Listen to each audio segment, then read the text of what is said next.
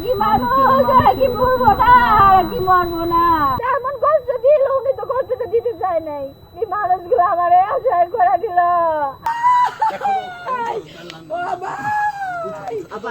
এভাবেই শোকের মাতম চলছে ঢাকার মিটফোর্ড এলাকায় নৃশংসভাবে খুন হওয়া সোহাগের গ্রামের বাড়িতে। আমার এরকম শূন্য করে দিল। মানুষ এরকম কষ্ট দিতে পারে। আমার বাবাকে ব্যবসার জন্য মেরে ফেলেছে। আমার বাবার কাছে হত্যাকারীরা টাকা চাইছে। আমার বাবা বলেছে, আমি কষ্ট করে রোজগার করি আমার সন্তানদের জন্য, তোদের কেন টাকা দিব? আর এই জন্যই আমার বাবাকে ওরা মেরে ফেলেছে। কথাগুলো বলছিল পিতৃশোকে কাতর সোহাগের মেয়ে ৬ষ্ঠ শ্রেণীতে পড়ুয়া সোহানা। আমার বাবাকে ব্যবসার জন্য আমার বাবার ব্যবসা চাইছে এবং আমার বাবা থেকে ২ লাখ টাকা মাসে চাঁদা চাইছে।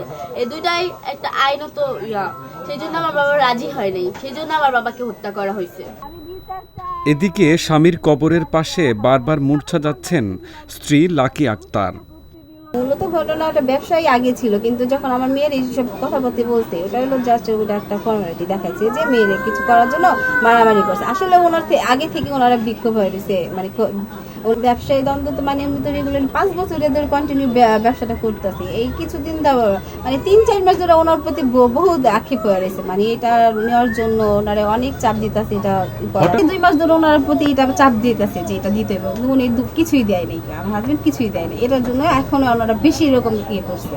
তখন এরা এটা একটা চাল করে ওনার দোকানে আনায়া দোকানের মধ্যে যে ওনার উপরে অ্যাটাক করছে। গতকাল শুক্রবার সকালে ঢাকা থেকে সোহাগের মরদেহ বরগুনায় গ্রামের বাড়িতে নিয়ে আসার পর থেকে চলছে স্বজনদের আহাজারি।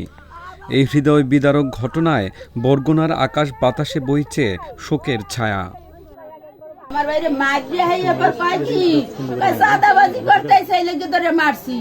আমার বাড়ির দোকান যাইয়া তালা মারে, আমার বাইরে ডাকতে নিয়ে কয় কি টাকা দিব, এই কয় কি আরো মার। আমি তো এ দেই না, আমার সোনার চেহারাটাও আমি দেই না, যে দাফন দেশে কালো দেই না। হঠাৎ করে এত বড় একটা ঘটনা ঘটে গেল, এর ভিতরে কোনো ধরনের প্রবলেম হয়েছিল কিনা? বা প্রবলেম বলতে আমি বলছি 2020 থেকে 25 সালে এই 5টা বছর আমার মামা অনেকটা ডেভেলপ করে তার ব্যবসায়, এবং অনেক ভালো ছিল আলহামদুলিল্লাহ। তার সন্তান ওয়াইফ নিয়ে অনেক ভালো ছিল, ভালোই দিন কাটতেছিল, এবং সে একটা লাক্সারি লাইফ বিলং করতেছিল। তো ওইটা তার বন্ধুদের এটা সহ্য হচ্ছিল না যে ও এত ভালো, তাহলে আমরা এরকমের কেন, তাহলে তার মানে আমাদের কিছু একটা করতে হবে, কারণ মানুষ তো লোভে পড়ে সবকিছু করে। এই জন্য ওরা লোভে পড়ে আমার মামার এই কাজটা করছে। আমার মামারে বলছে যে তুমি তোমার এই যে সোহানা মেটালটা আমাদের দিয়ে দাও, আর যদি তুমি সেটা না করো তাহলে প্রত্যেক মাসে আমাদের 2 লক্ষ টাকা করে তোমাকে দিতে হবে। এখন আমার মামা বলছে যে আমি কষ্ট করে এগুলো সবকিছু আমার নিজের পরিশ্রম দিয়ে এগুলো করছি আমার বাচ্চাদের ভবিষ্যৎ গড়ার জন্য, আমি তোমাদের কেন শুধু 2 লক্ষ টাকা চাঁদা দিতে যাব? হুমকি দিছে আমার মামার ডিরেক্ট। নিহত সোহাগের স্বজন ও স্থানীয়রা জানায়, মাত্র 7 মাস বয়সে বজ্রপাতে সোহাগের বাবা আইয়ুব আলীর মৃত্যু হলে মা আলেয়া বেগম শিশু সোহাগ ও তার আরও 2 কন্যা সন্তানকে নিয়ে ঢাকায় আসেন। তখন থেকেই সোহাগ ঢাকায়।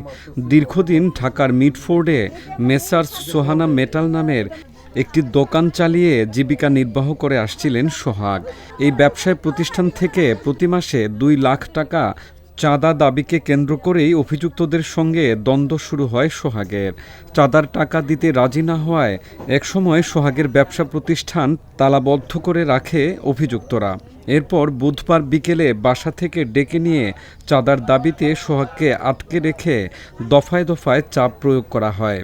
এক পর্যায়ে সোহাগকে নির্মম ও নিষ্ঠুরভাবে পাথর মেরে হত্যা করা হয়।